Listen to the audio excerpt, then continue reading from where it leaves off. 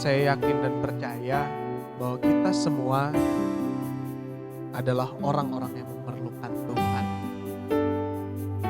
Maka hari ini kita dipersatukan dan dikumpulkan Tuhan untuk memuji dan memuliakan namanya. Haleluya.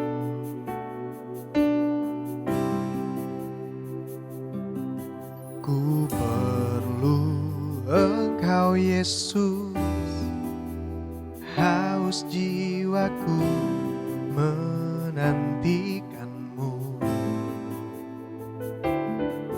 Ku percaya Kau penuh pengharapanku di dalam-Mu. Yesus, hanya Kau yang kuandalkan, melebihi siapapun juga.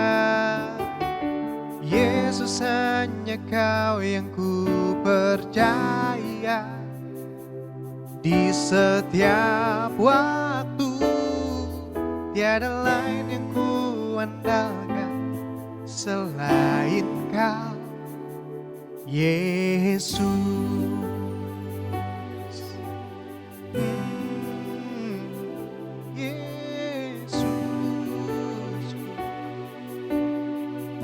Ku perlu Engkau, ku perlu Engkau Yesus, haus jiwaku menantikanmu.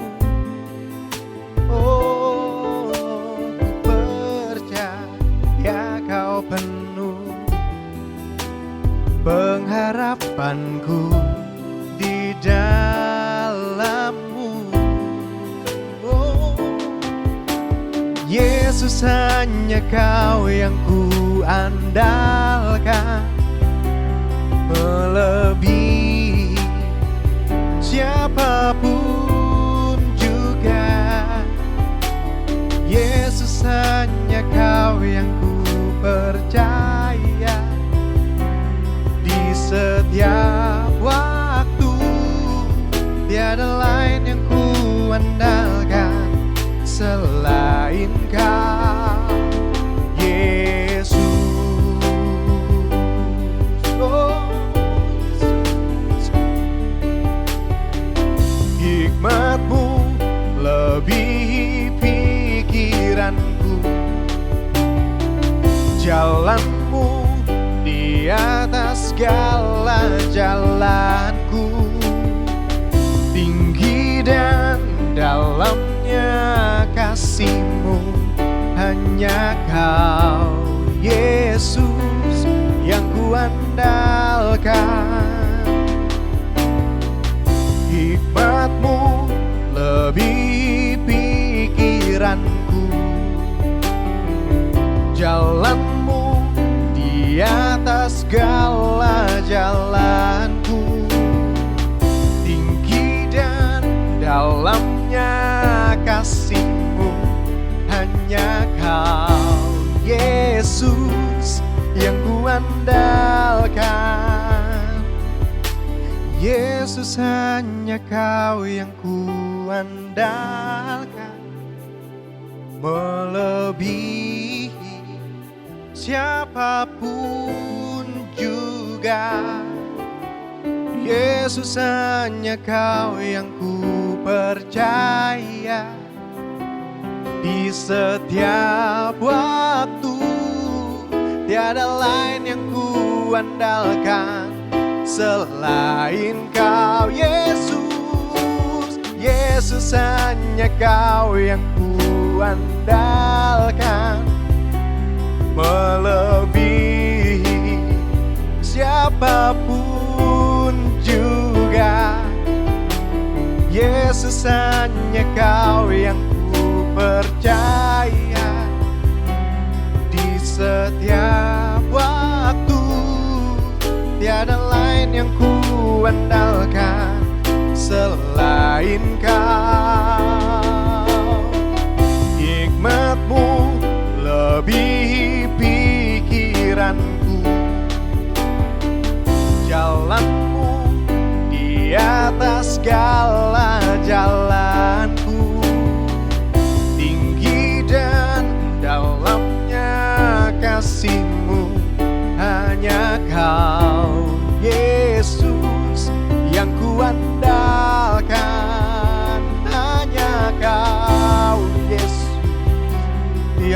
andalkan. Yesus.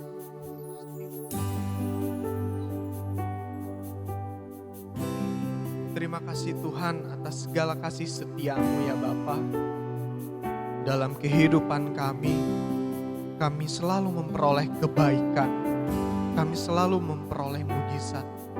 Kami selalu memperoleh segala sesuatu yang Kau berikan dalam hidup kami ya Tuhan. Tuhan Yesus, apabila sebentar lagi ya Tuhan kami ingin mendengar sebagian dari kebaikan firman-firman Tuhan yang akan disampaikan oleh nanti Tuhan. Kiranya firman Tuhan nanti bisa menjadi rema dalam kehidupan kami. Bisa membangkitkan iman kami ya Tuhan Yesus. Inilah doa dari anak-Mu. Kami berdoa dan bersyukur. Haleluya. Amin.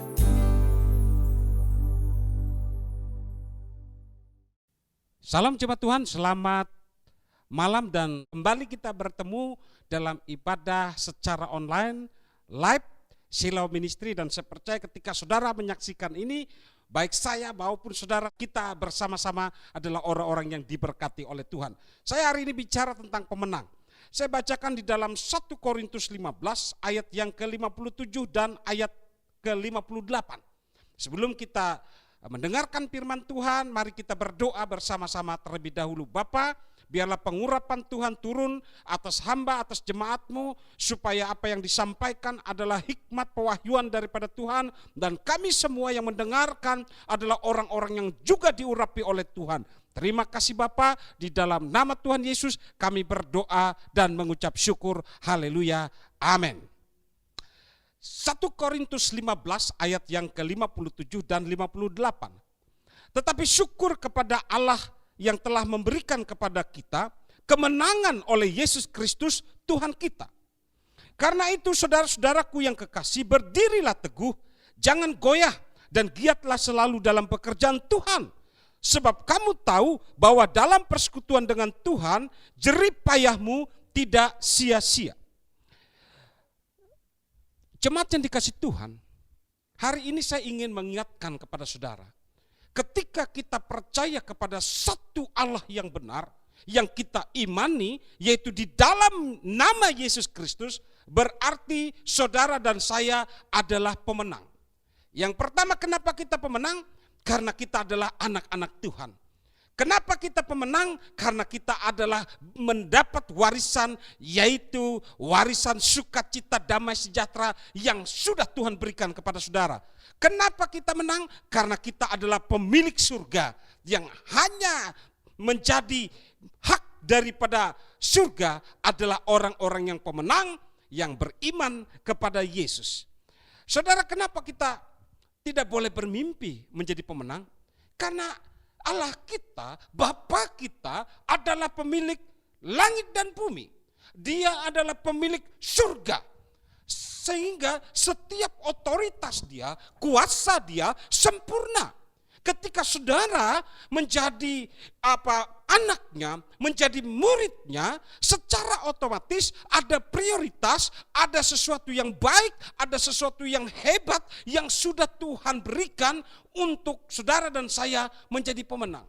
Itulah sebabnya kita jangan takut, sebab aku menyertai engkau. Janganlah bimbang, sebab aku ini Allahmu. Aku akan meneguhkan, bahkan akan menolong engkau. Aku akan memegang engkau dengan tangan kananku yang membawa kemenang. Itulah jaminan daripada Tuhan. Oleh sebab itu, jangan kita lengah, jangan kita lemah, jangan kita ragu, jangan kita takut. Percaya hidup kita adalah hidup yang penuh kemenangan. Dalam perjanjian lama maupun perjanjian baru, Tuhan selalu bicara tentang kemenangan. Oleh sebab itu ada lebih dari 365 kali di Alkitab dikatakan jangan takut, jangan takut. Artinya jaminan kemenangan itu sudah Tuhan berikan. Saudara, saya paling suka, salah satunya adalah hobi saya adalah main bulu tangkis, itu saya paling suka.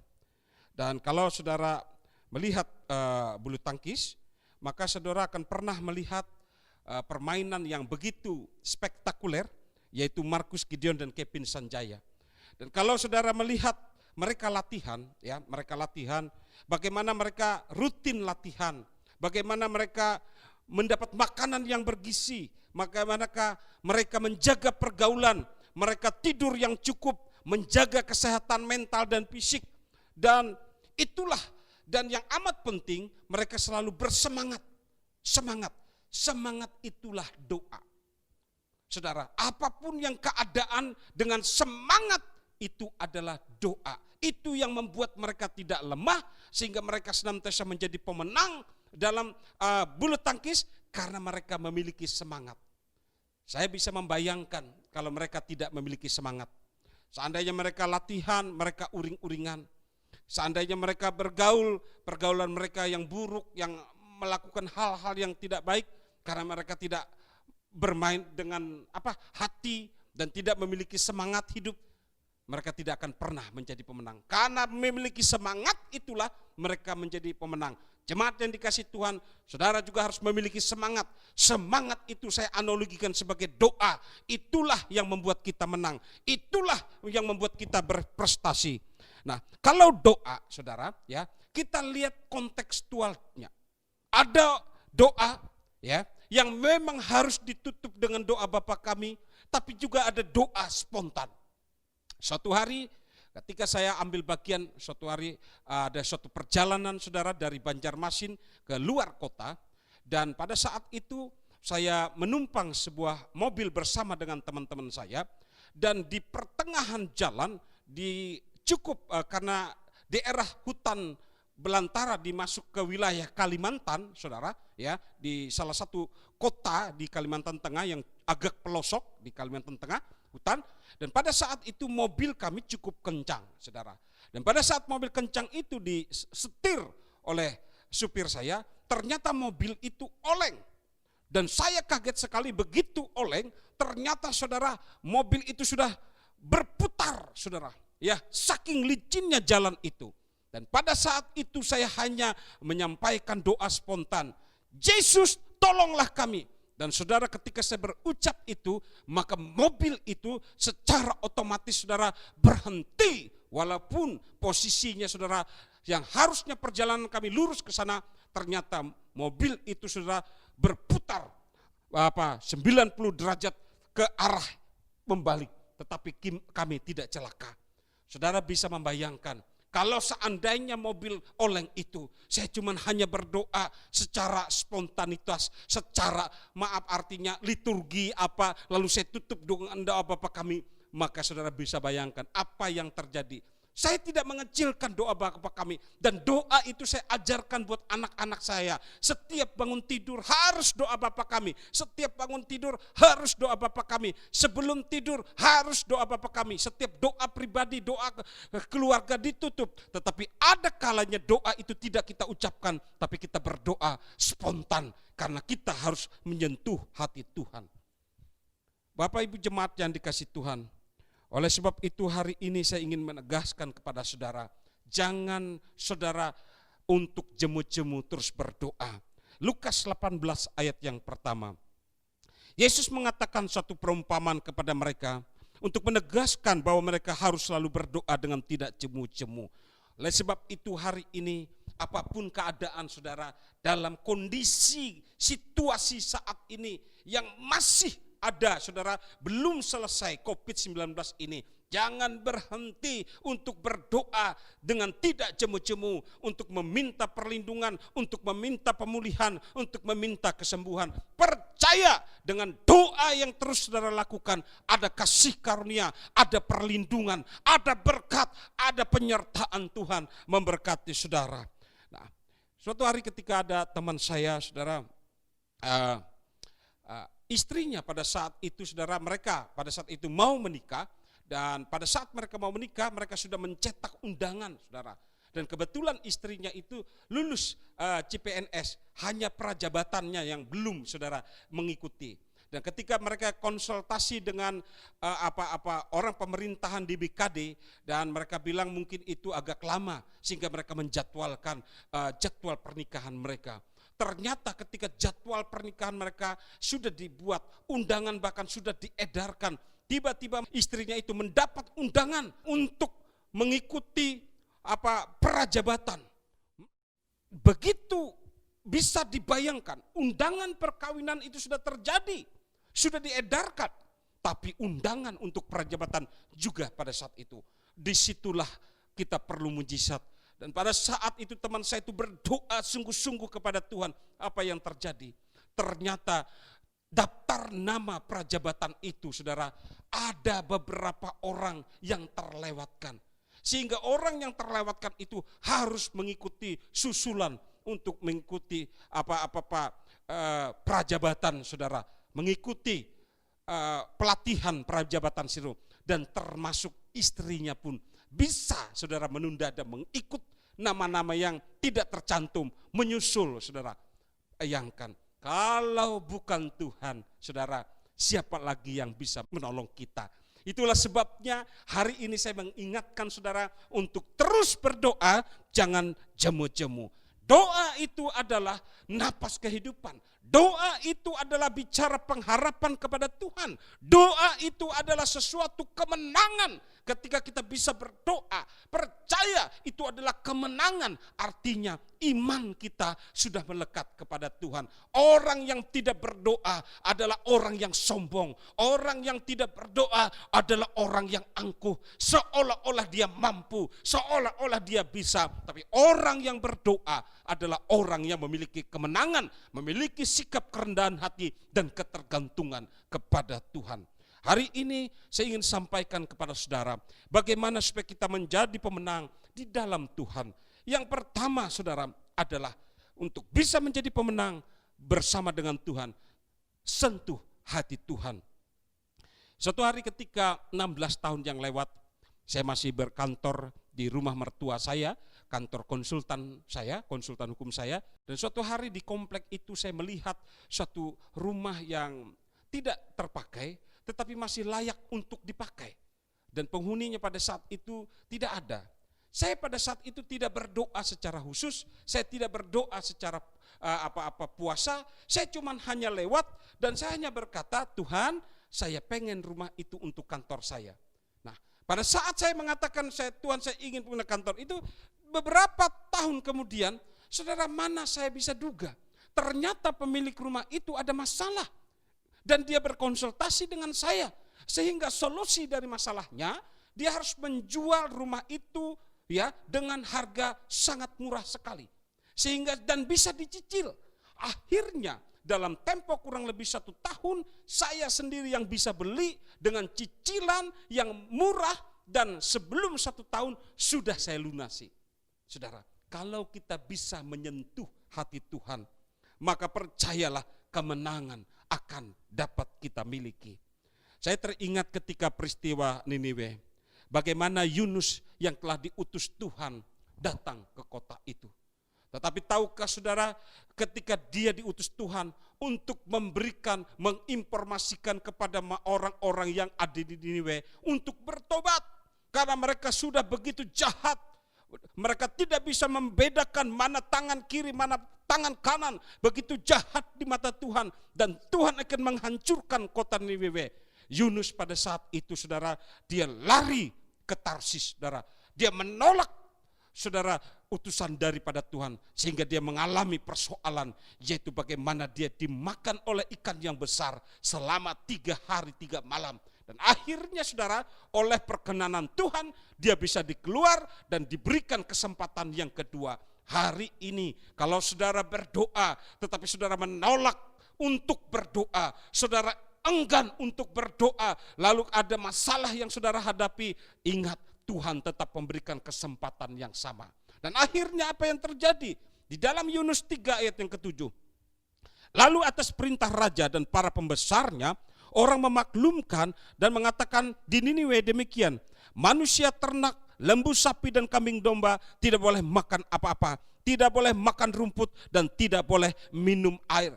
Pada saat Yunus menyampaikan kepada pembesar di Niniwe, kepada raja, maka raja, saudara, memproklamirkan untuk semua orang berdoa dan puasa. Dia tidak boleh makan minum, bahkan lembu, kambing, sapinya pun tidak boleh makan. Apa artinya itu? Artinya, saudara, pada saat itu orang Niniwe ingin menyentuh hati Tuhan. Supaya bala yang akan Tuhan turunkan, wabah yang memang Tuhan ingin berikan kepada Ninewe, ingin memporak-porandakan segala sesuatu di kota Ninewe. Tapi ketika mereka menyentuh hati Tuhan, saudara perhatikan Yunus 3 ayat yang ke-10. Ketika Allah melihat perbuatan mereka, yakni bagaimana mereka berbalik dari tingkah laku yang jahat, maka menyesallah Allah karena malapetaka yang telah dirancangkannya terhadap mereka. Dan ia pun tidak jadi melakukannya. Saudara perhatikan kata, maka menyesallah Allah. Hari ini kalau saudara berbalik dari sesuatu yang jahat, kembali hidup kepada Tuhan, apapun rancangan yang buruk yang akan terjadi, itu tidak akan terjadi. Karena kasih sayang Tuhan sampai hari ini tetap berlaku kepada saudara. Saya teringat ketika peristiwa Sodom dan Gomora. Bagaimana ketika Abraham adalah bapa orang percaya yang bisa bernegosiasi dengan Allah. Siapa Allah itu? Allah itu adalah pemilik langit dan bumi. Bayangkan seorang manusia ciptaannya yang bernama Abraham bisa menegosiasi supaya Sodom dan Gomora tidak dihancurkan. Saudara perhatikan Kejadian 18 ayat 24 dan sampai 26.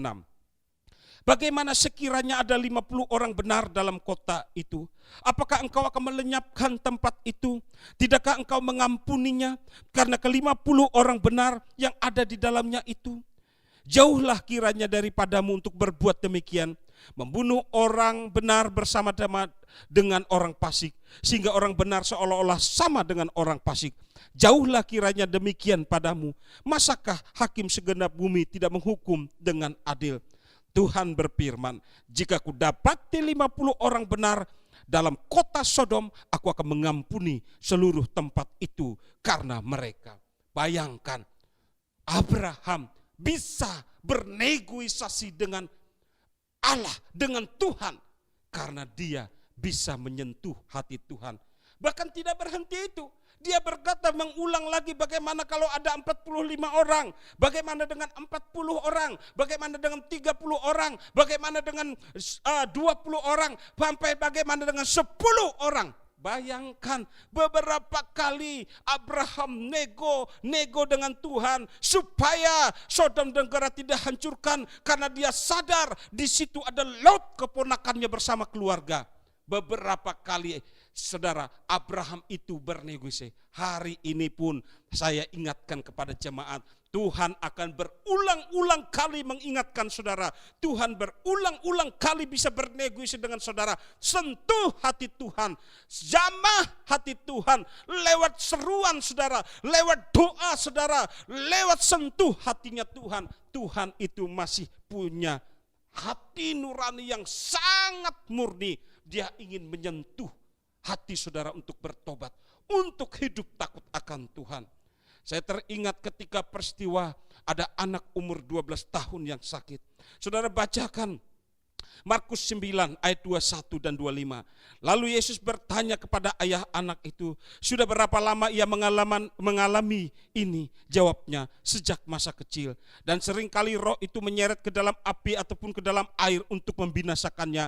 Sebab itu jika engkau dapat berbuat sesuatu, tolonglah kami, kasihanilah kami. Jawab Yesus, katamu jika engkau dapat, tidak ada yang mustahil bagi orang yang percaya. Segera anak itu berteriak, aku percaya, tolonglah aku yang tidak percaya ini. Ketika Yesus melihat orang banyak datang berkerumun, ia menegur roh jahat itu dengan keras, katanya, hai engkau roh yang menyebabkan orang menjadi bisu dan tuli, aku memerintahkan engkau keluar daripada ini dan jangan memasukinya lagi. Ayah seorang yang tidak percaya sekalipun, tetapi dia berkata, tolonglah aku percaya, tolonglah aku yang tidak percaya. Walaupun mungkin secara kenyataan dia tidak percaya, tapi dia berkata, tolonglah aku yang tidak percaya. Dia tetap bisa menyentuh hati nurani Yesus, sehingga apa yang terjadi? Yesus pun menyembuhkan anaknya. Hari ini seorang yang menyentuh hati Tuhan adalah orang yang memiliki komitmen, orang yang hidup ketergantungan akan Tuhan, orang yang haus akan dan lapar akan Tuhan. Itu adalah ciri-ciri orang yang mampu dan mau melakukan menyentuh hati Tuhan. Jemaat yang dikasihi Tuhan, bagaimana supaya kita menang bersama dengan Tuhan? Yang pertama, sentuh hati Tuhan. Yang kedua, untuk bisa menang bersama dengan Tuhan adalah menjaga hati tetap benar. Amsal 4 ayat 23. Jagalah hatimu dengan segala kewaspadaan, karena dari situlah terpancar kehidupan. Suatu hari ada satu teman saya, saudara, dan saya tahu dia tidak memiliki penghasilan apa-apa.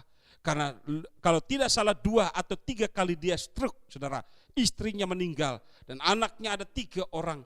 Dan untung ada 1 atau 2 anak yang sudah bekerja yang mengongkosi dia. Dia tidak memiliki transportasi, tidak ada memiliki kendaraan.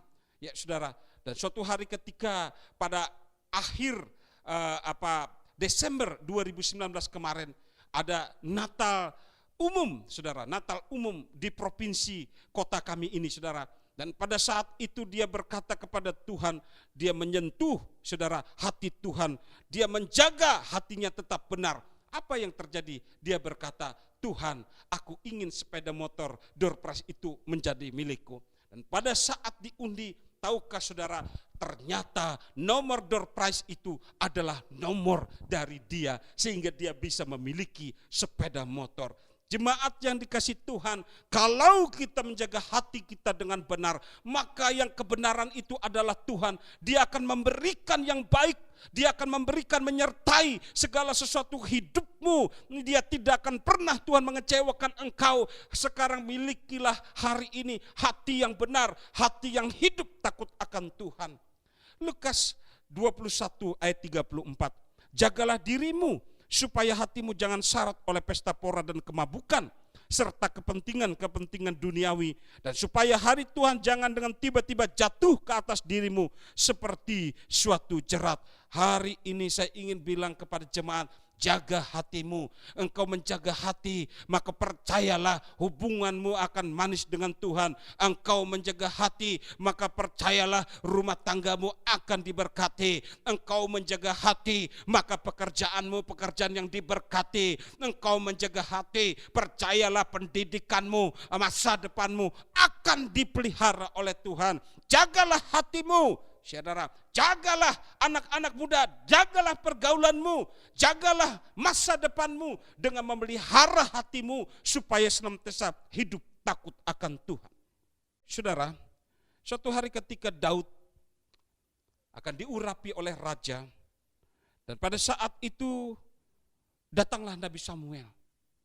Saudara, dan dia ingin melihat pada saat itu siapakah yang akan diurapi menjadi raja.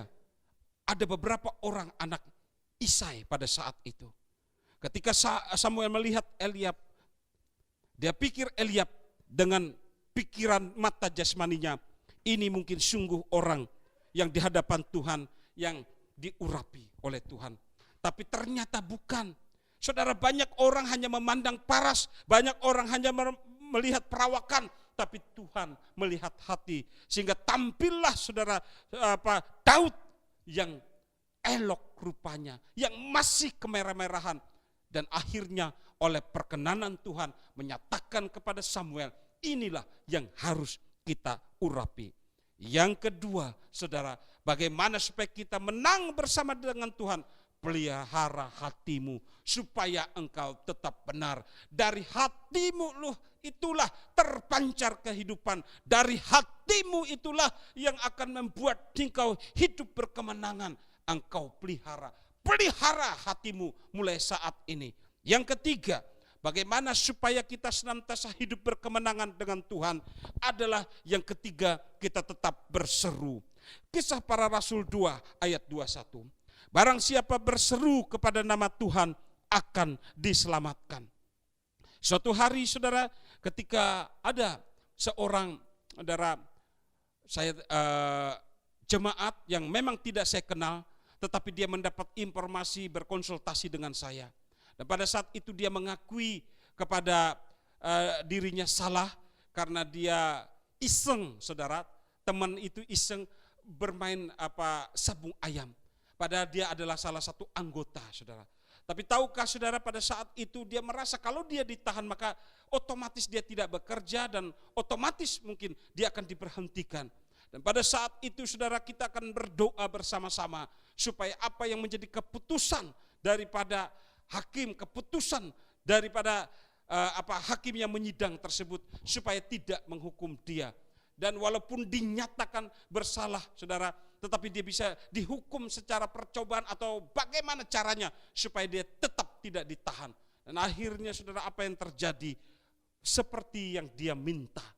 Dia siang malam bersama istrinya berseru kepada Tuhan, dan akhirnya mujizat itu pun terjadi. Dia tidak ditahan dan dia tetap kembali aktif bekerja.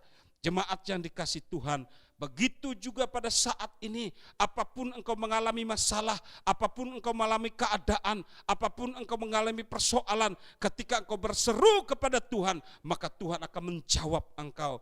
Suatu hari ketika ada seorang buta dekat Yerikho, dan pada saat itu dia mendengar ada nama Yesus, lalu ia berseru, "Yesus anak Daud, kasihanilah aku." Sementara orang senantiasa menegur dia, "Oh, jangan engkau mengganggu Tuhan," atau engkau diam.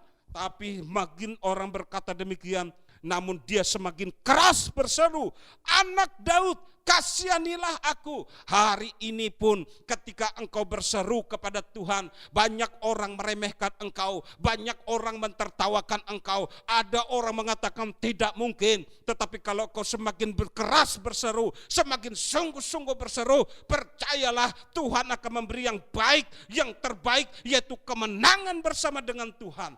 Jangan lemah, tetap berseru kepada Tuhan. Hari ini kita akan tetap memiliki kemenangan.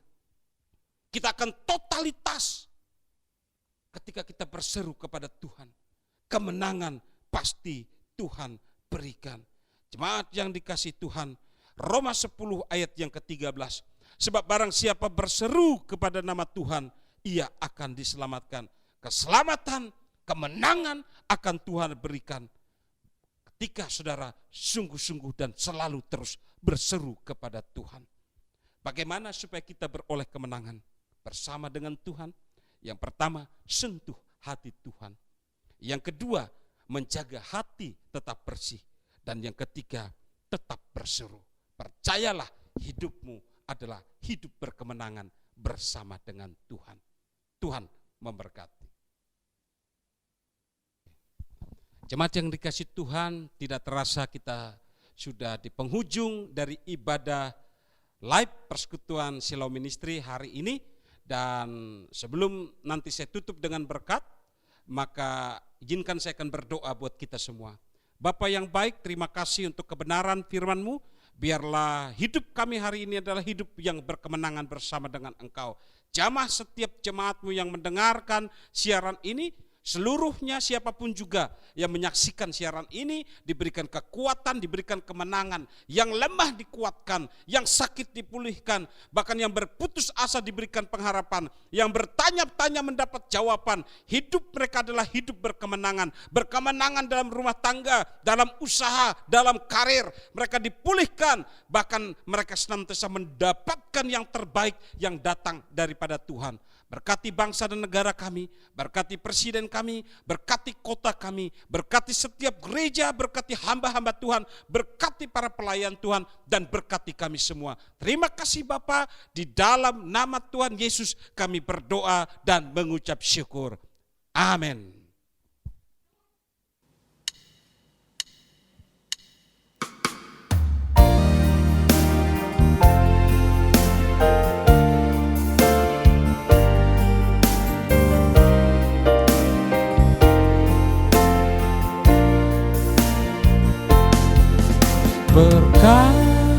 Berkat Tuhan, berkat Tuhan, hidup ini harus jadi berkat. Berkat Tuhan, berkat Tuhan, hidup ini harus jadi berkat. Hidup ini harus jadi berkat. Hidup ini sudah jadi berkat.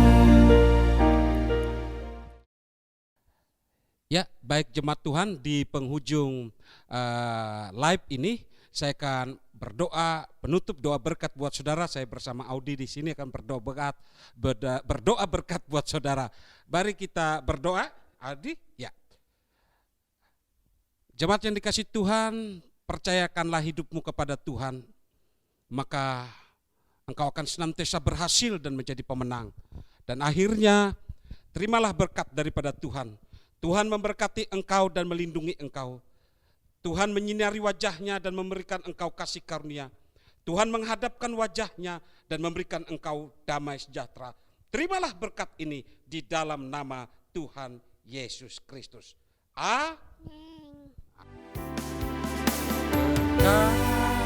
Berkat Tuhan, berkat Tuhan, hidup ini harus jadi berkat. Berkat